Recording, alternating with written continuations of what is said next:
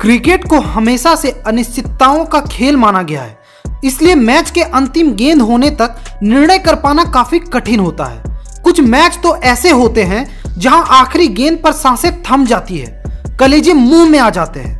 आज हम आपको एक ऐसे ही मैच की कहानी सुनाएंगे जहां पूरी बांग्लादेशी टीम अपना फन निकालकर भारतीय टीम को मानो कुचल कर रख देने वाली थी, लेकिन तभी सिर्फ एक खिलाड़ी ने अपने दम पर इनके फन को इस प्रकार कुचला कि सदियों तक बांग्लादेशी टीम और उनके समर्थक इस मैच को कभी अपनी यादों से मिटा नहीं पाएंगे। साथ ही हम आपको यह भी बताएंगे कि कैसे भारतीय टीम ने श्रीलंका के राष्ट्रीय ध्वज को थामकर मैदान के चारों ओर चक्कर लगाते हुए अपने देश की शान में चार चांद लगा दिए थे। यह कहानी शुरू होती है मार्च 2018 से, जहां भारत, श्रीलंका और बांग्लादेश एक त्रिकोणीय सीरीज खेलने वाले थे जिसका नाम था निधास ट्रॉफी। उन दिनों बांग्लादेश की टीम मैदान पर किए जाने वाले सेलिब्रेशंस के लिए काफी बदनाम थी। क्रिकेट को जेंटलमैन का खेल कहा जाता है, लेकिन बांग्लादेश इन सब से परे थी, खासकर उनका नागिन डांस सेलिब्रेशन। लेकिन बांग्लादेश ने भारत के सामने नागिन डांस करके बहुत बड़ी गलती कर दी थी, क्योंकि भारत के पास इनके जहर की काट भी थी।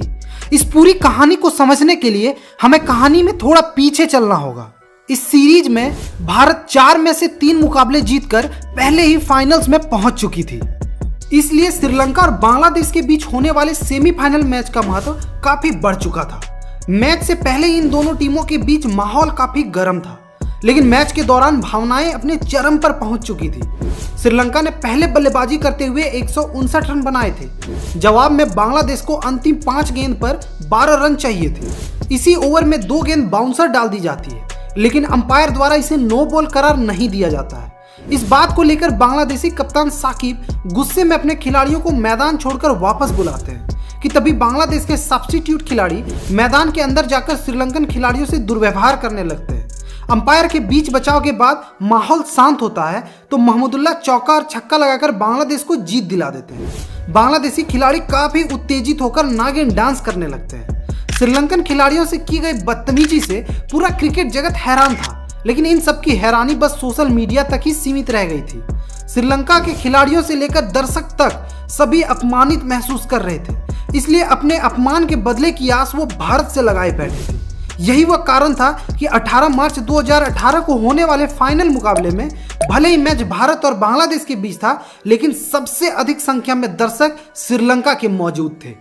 मैच शुरू होने से पहले ही खबर आ चुकी थी कि इस मैच में विराट कोहली उपलब्ध नहीं है, इसलिए टॉस जीतकर कप्तान रोहित शर्मा ने गेंदबाजी करने का निर्णय लिया। बांग्लादेश को तमीम इकबाल और लिटन दास ने अच्छी शुरुआत दिलाने की कोशिश की, लेकिन 27 रनों के भीतर दोनों बल्लेबाज पवेलियन जा चुके थे। तमीम 15 तो वहीं लिटन 11 के निजी स्कोर पर आउट हो चुके थे। बांग्लादेशी इससे पहले कि कुछ समझ पाते, चहल की फिरकी ने मुशफिकुर और सौम्य सरकार को ड्रेसिंग रूम का रास्ता दिखा दिया। बांग्लादेश का स्कोर अब 10 ओवरों में 68 रनों पर 4 विकेट था। बांग्लादेश अब संकट में थी, लेकिन शब्बीर रहमान ने शानदार 50 गेंदों पर 77 रन की पारी खेली। वहीं अंत में महमूदुल्लाह और मेहदी हसन मिराज ने ताबड़तोड़ बल्लेबाजी करते हुए बांग्लादेश को 166 रनों के स्कोर तक पहुंचा दिया।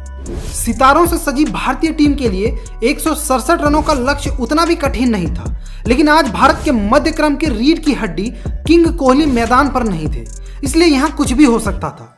भारत की ओर से शिखर धवन और रोहित शर्मा ने आक्रामक अंदाज में रनों का पीछा करना शुरू किया, लेकिन तीसरे ही ओवर में साकिब ने शिखर को आउट करके भारत को पहला झटका दे दिया।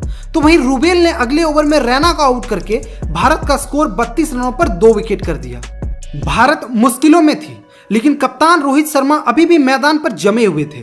उनका साथ निभाने आते हैं लोकेश राहुल। भारत पर दबाव साफ दिख रहा था, इसलिए राहुल काउंटर अटैक करने लगते हैं, लेकिन उनका आक्रामक अंदाज जल्द ही रुबेल समाप्त कर देते हैं। रुबेल ने 10वें ओवर में ही राहुल को 24 के स्कोर पर पवेलियन का रास्ता दिखा दिया। अब भी जीत के लिए भारत को 63 गेंदों पर 84 रन चाहिए थे। कप्तान रोहित शर्मा एक छोर पर टिक कर खेल रहे थे, लेकिन उनका साथ देने आए मनीष पांडे की धीमी बल्लेबाजी रोहित के संयम को झकझोर रही थी। रनगति का दबाव बढ़ता जा रहा था, इसलिए रोहित शर्मा ने जैसे ही हाथ खोलने का प्रयास किया, लेकिन नजमुल इस्लाम ने उन्हें ड्रेसिंग रूम के दर्शन करा दिए। रोहित के आउट होने के बाद नजमुल ने अपने फन को निकालकर उनके सामने ही नागिन डांस करने लगे।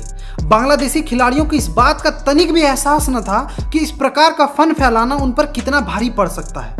खैर, रोहित के आउट होने के बाद बल्लेबाजी करने आते हैं विजय शंकर। मुझे आज तक यह समझ में नहीं आया कि उस दिन विजय शंकर भारत की ओर से खेल रहे थे या बांग्लादेश की ओर से।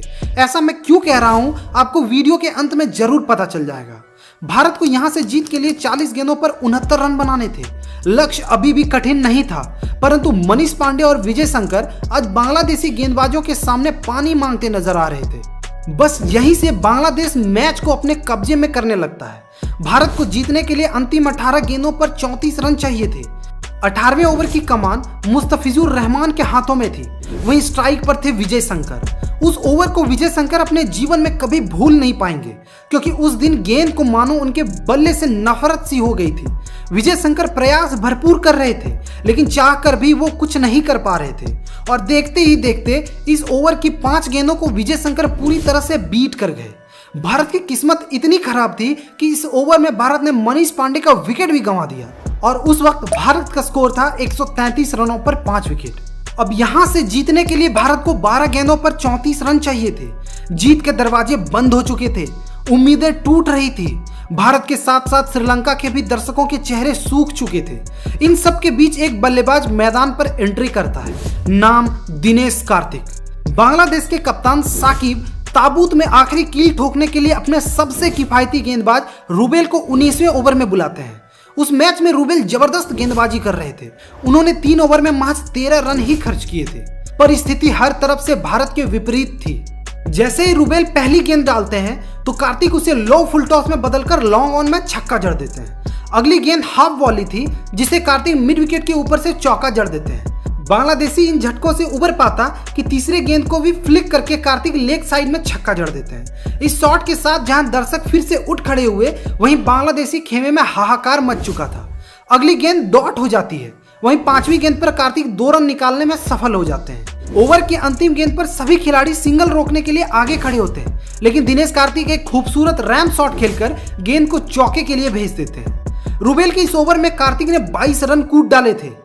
भारत को जीत के लिए अब 6 गेंदों पर 12 रन चाहिए थे। एक बार फिर सबको लगने लगा भारत मैच में आगे है, लेकिन जरा ठहरिए जनाब, आज मैदान पर विजय शंकर खड़े थे। भारत की जीत के रास्ते पर विजय शंकर आज हिमालय बनकर खड़े थे। आज उन्होंने कसम खा रखी थी कि गेंद को बल्ले से छूना ही नहीं है। आखिरी ओवर करने के लिए बांग्लादेश की ओर से सौम्या आते हैं। उन्होंने पहली ही गेंद वाइड कर डाली, लेकिन अगली गेंद विजय डॉट कर गए। ओवर की दूसरी गेंद पर विजय ने किसी तरह सिंगल निकाला तो स्ट्राइक पर वापस दिनेश कार्तिक आ गए, लेकिन तीसरी गेंद पर कार्तिक भी मात्र 1 ही रन बना पाए। अब वापस सब कुछ विजय शंकर के हाथों में था। चौथी गेंद पर विजय ने किसी तरह गैप ढूंढ निकाला और भारत को चौका मिल गया।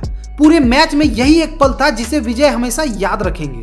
अब भारत को अंतिम 2 गेंदों पर 5 रन चाहिए थे, लेकिन खेल ने एक बार फिर अपना रंग बदला।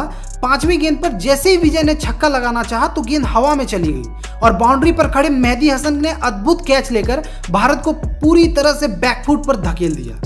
अब यहां से कार्य काफी कठिन था। भारत को ड्रॉ के लिए चौके तथा जीत के लिए छक्के की जरूरत थी। स्ट्राइक पर करोड़ों लोगों की अपेक्षाओं का बोझ कंधे पर लिए दिनेश कार्तिक खड़े थे। दर्शकों की धड़कन इतनी तेज थी कि कभी भी छाती चीर कर बाहर आ सकती थी। और फिर आखिरी गेंद के लिए सौम्य चल पड़ते हैं। जैसे उन्होंने वाइड यॉर्कर डाली, कार्तिक ने जोर से बल्ला घुमाया और अगले ही पल गेंद बाउंड्री के बाहर थी।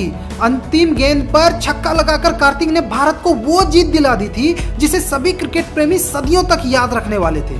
इस जीत के बाद भारत सहित श्रीलंका के तमाम दर्शक नाचने कूदने लगे थे।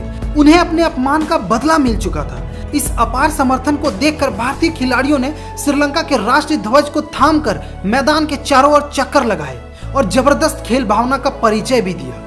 आपको इस मैच का कौन सा पल सबसे मजेदार लगा, कृपया कमेंट में जरूर लिखें। साथ ही वीडियो को लाइक करके चैनल को सब्सक्राइब करना बिल्कुल न भूलें।